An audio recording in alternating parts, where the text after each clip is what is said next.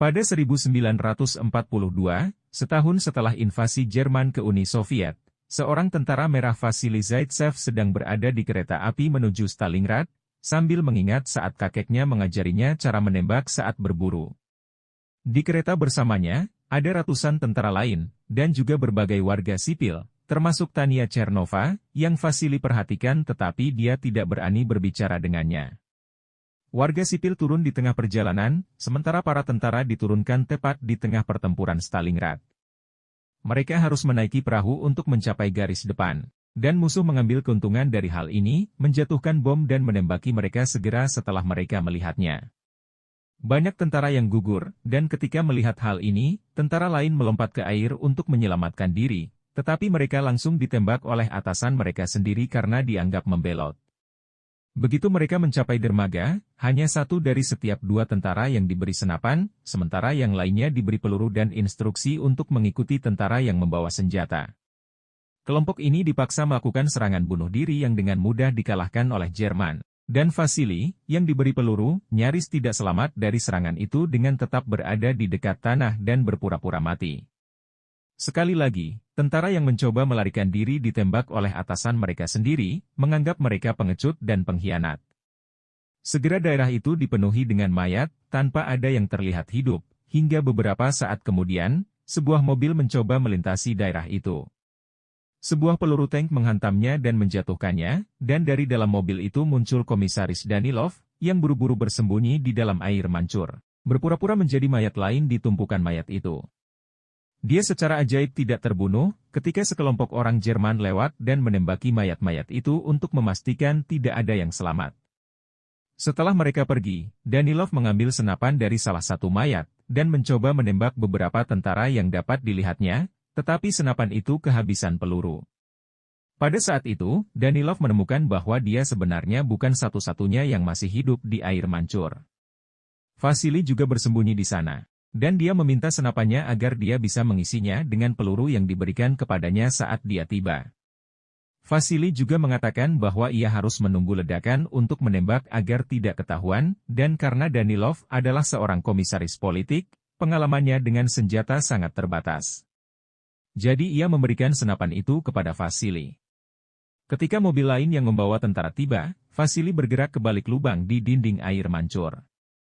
Dan begitu dia mendengar ledakan, dia mulai menembak satu persatu orang Jerman tepat di kepala mereka dengan sangat efisien. Beberapa jam kemudian, setelah mereka berhasil diselamatkan dan dibawa kembali ke markas, Danilov mencetak serangkaian pamflet yang merinci aksi heroik Vasily. Beberapa hari kemudian, Ketua Partai Komunis Nikita Khrushchev tiba di Stalingrad untuk mengordinasikan pertahanan kota, karena Stalingrad adalah simbol kekuasaan Stalin dan mereka tak boleh kehilangannya. Marah setelah mendengar tentang kekalahan lagi, ia menuntut ide dari bawahannya tentang cara meningkatkan moral. Tetapi sebagian besar tentara hanya mengulangi taktik tidak efektif yang telah mereka gunakan selama bertahun-tahun. Namun, Danilov mengusulkan sesuatu yang berbeda. Menurutnya, alih-alih memberikan hukuman, mereka harus memberikan harapan. Mereka harus menciptakan seorang pahlawan dan menginspirasi orang-orang untuk membuat mereka ingin melindungi tanah air, dan dia memiliki pahlawan yang sempurna untuk pekerjaan itu. Ide Danilov disetujui dan dia dipromosikan menjadi letnan senior. Wajah Vasily kini muncul di koran, menampilkannya sebagai contoh yang patut ditiru. Dia juga dipromosikan ke divisi penembak jitu. Sejak saat itu, Vasily menjadi wajah tentara Rusia, pahlawan nasional sekaligus ikon propaganda, dan aksi-aksinya akan muncul di setiap edisi koran tentara, serta di pamflet-pamflet yang disebarkan ke seluruh penjuru negeri. Suatu hari, dalam salah satu misinya, Vasily dan timnya ditemukan oleh seorang anak laki-laki bernama Sacha Filipov yang mengagumi Vasily. Dia mengundangnya ke rumahnya yang sangat sederhana, di mana ibunya, Nyonya Filipov, menyiapkan makan malam untuknya sebagai ucapan terima kasih atas apa yang telah dia lakukan untuk tanah air mereka. Tak lama setelah mereka sampai di sana, Danilov juga tiba, membawa surat-surat dari para penggemar Vasily dari seluruh negeri. Untuk mengikuti rencana harapan dan propaganda, Danilov menyuruhnya membalas semua surat itu, meskipun ia sendiri yang memberitahu Vasily apa yang harus ditulis, terutama karena ia harus membantunya mengeja. Satu orang lagi tiba setelah mereka mulai, Tania, gadis dari kereta api. yang sudah seperti saudara perempuan bagi Sacha dan telah menjadi prajurit di milisi setempat. Dia juga fasih berbahasa Jerman karena pernah belajar di universitas. Danilov ingin merekrutnya, karena mereka membutuhkan lebih banyak tentara yang mengerti bahasa Jerman. Tetapi Tanya lebih memilih untuk tetap tinggal dan bertempur, terutama karena milisi lokal kekurangan tenaga. Tapi dia berubah pikiran, ketika Danilov menjelaskan bahwa dia bisa membantu mereka dengan memecahkan kode intel Jerman, dan bahwa dia akan mengirim selusin tentara sebagai imbalan untuk setiap orang yang berbicara bahasa Jerman. Sementara itu, tentara Jerman mulai menderita akibat ulah Vasili dan tim penembak jitu di barisan mereka. Sehingga mereka memanggil Mayor Jerman Erwin Konig, penembak jitu terkenal dan kepala sekolah penembak jitu Angkatan Darat Jerman di Zosen.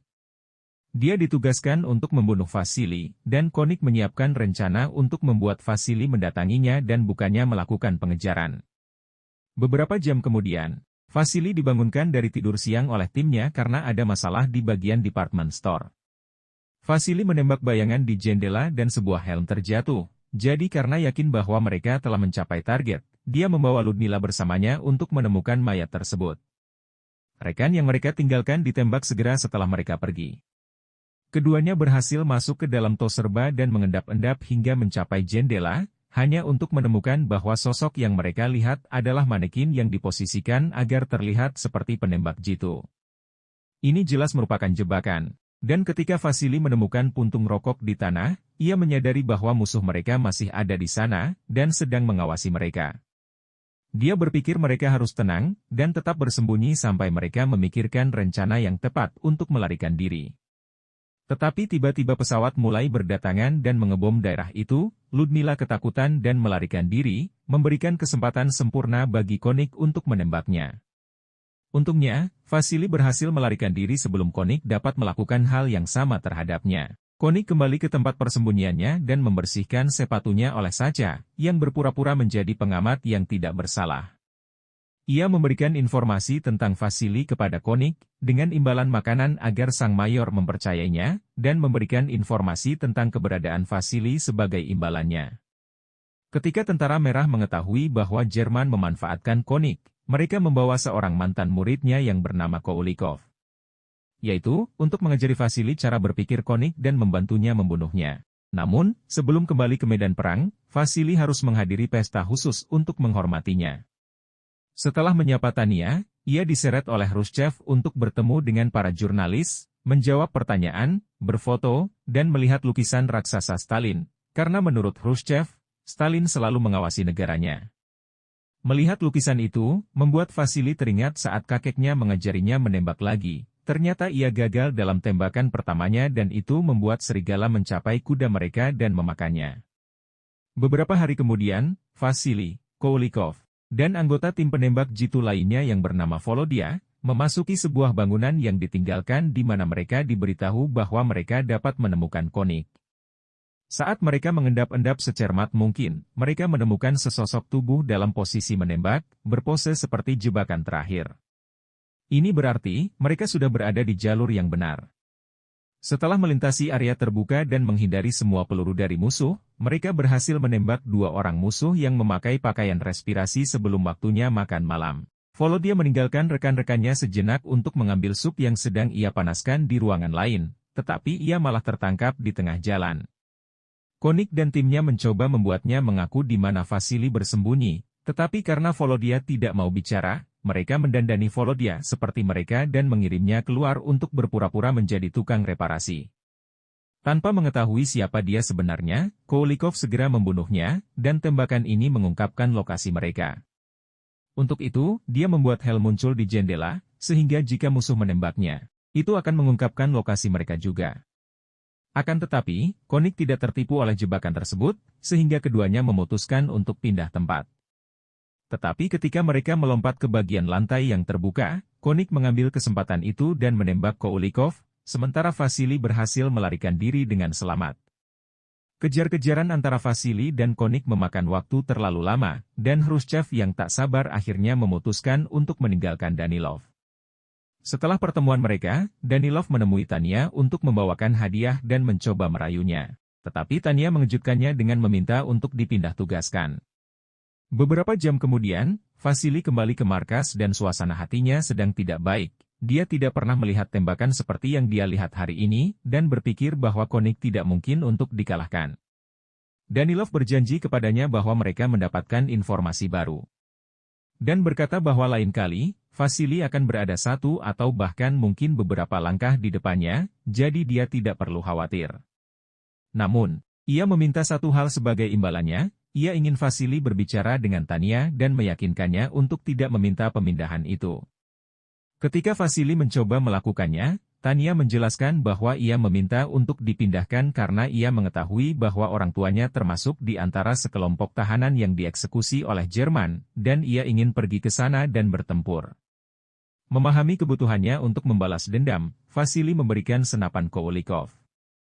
Setelah Sacha berbagi informasi dengan mereka berdua, Konik dan Vasily pergi ke bangunan yang sama. Berpikir mereka akan mengejutkan satu sama lain. Sementara Konik menunggu di platform yang lebih tinggi, Vasily dan rekan penembak jitunya masuk dan bersembunyi di balik pipa-pipa, yang berguncang dan memberitahu Konik tentang posisi mereka. Begitu keduanya mencoba bergerak, Konik menembak mereka, menyebabkan Vasily kehilangan senapan dan rekannya terluka. Vasily mengirim rekannya kembali ke markas, karena ia tidak dapat melakukan apapun dalam kondisi seperti itu. Sementara rekan penembak jitunya berjalan kembali ke dalam pipa. Vasily mencoba mengambil kembali senapannya dengan mengikatkan tali pada pisau dan melemparkannya ke arah senjata itu untuk menyeretnya ke arahnya. Tetapi ketika ia akhirnya berhasil mendaratkannya dengan benar, Konik memotong talinya dengan tembakan yang akurat. Ketika beberapa pesawat Jerman terbang dengan menjatuhkan beberapa bom, mereka memecahkan atap kaca, dan beberapa pecahannya jatuh di depan Vasily, memberikan Konik pandangan penuh ke wajahnya. Di markas besar, Danilov berusaha meyakinkan Tanya untuk tidak bertempur, mengatakan bahwa kemampuannya lebih berharga di bidang intelektual. Perdebatan mereka disela oleh penembak jitu yang kembali, yang memberitahu mereka apa yang terjadi. Tanya tidak ragu-ragu untuk melewati rute pipa yang sama untuk membantu Vasily, tetapi begitu dia melihatnya, Vasily menyuruhnya untuk tetap di tempat dan mengikuti rencananya. Sama seperti Konik yang mengawasinya melalui kaca, Vasily juga menggunakan pecahan kaca untuk mengawasinya, dan berkat itu dia tahu lokasinya. Dia meminta Tanya untuk mengambil pecahan kaca yang lain dan memutarnya hingga cahayanya memantul dan membutakan Konik, menciptakan celah bagi Vasily untuk mengambil senapannya dan menembaknya dengan aman. Dia tidak berhasil membunuh Konik, tetapi berhasil melukai tangannya. Kemudian, ketika Vasily dan Tanya kembali ke markas, mereka merayakannya dengan para prajurit lainnya, dan setelah itu, mereka bersembunyi di balik selimut dan bermatap-mantap di tengah-tengah kamar tidur bersama. Keesokan paginya, Vasily meminta Danilov untuk berhenti menulis tentang dirinya, karena ia tak sanggup lagi memikul beban ini dan ia ingin bertempur sebagai prajurit biasa. Danilov tidak menerima hal ini, dan untuk memanipulasi Vasily agar merasa bersalah karena telah meminta berhenti, ia membawa Sacha, yang menunjukkan betapa bangganya ia telah mendapatkan informasi dari Konik. Anak itu menatapnya dengan penuh harapan di matanya, membuat Vasily tidak bisa menolak, dan dia mengizinkan Sacha untuk memandunya ke area di mana Konik akan menunggu. Tanahnya dipenuhi dengan mayat, jadi Vasily bersembunyi di antara mereka dan mulai menunggu Konik muncul. Namun, ada satu masalah, dia menghabiskan begitu banyak waktu menunggu di sana sehingga dia tertidur. Ketika Konik akhirnya melihatnya dari tempat persembunyiannya, ia hendak menembaknya. Namun tiba-tiba seorang tentara penjara muncul di antara mereka, menggerakkan tubuh Vasily seolah-olah ia telah mati dan dengan mudah mencuri semua barang-barangnya. Tentara Jerman menangkap tentara penjara ini, dan mendapati bahwa ia mencuri kartu identitas Vasily, yang membuat mereka mengira bahwa Vasily telah mati. Konik tidak setuju, tetapi dia tetap diberhentikan karena tugasnya memburu Vasily telah selesai. Ia menolak untuk pulang, dan berpikir jika Vasily mungkin masih di luar sana. Lalu Konik berbicara dengan Sacha lagi, dan karena sudah menduga apa yang akan terjadi, ia memberitahu Sacha di mana lokasi berikutnya. Di markas besar Rusia, Khrushchev mengetahui bahwa Jerman menyebarkan berita kematian Vasily dan marah kepada Danilov yang tidak mempercayainya.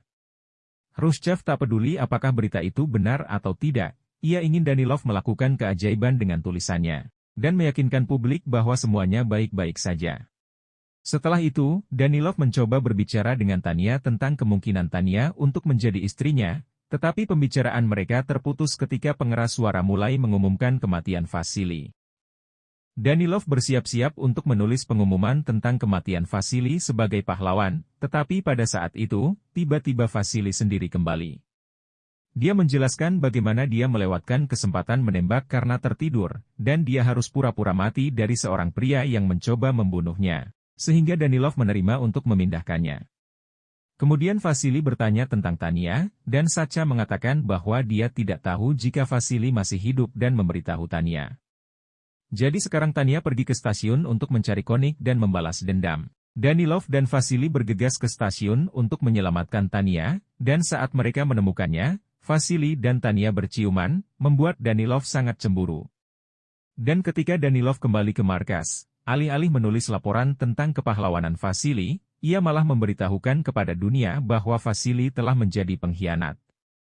Mereka tidak menyadari bahwa Konik telah melihat mereka di stasiun, dan sekarang dia tahu bahwa Sacha adalah pengkhianat yang telah menyampaikan informasi keberadaannya.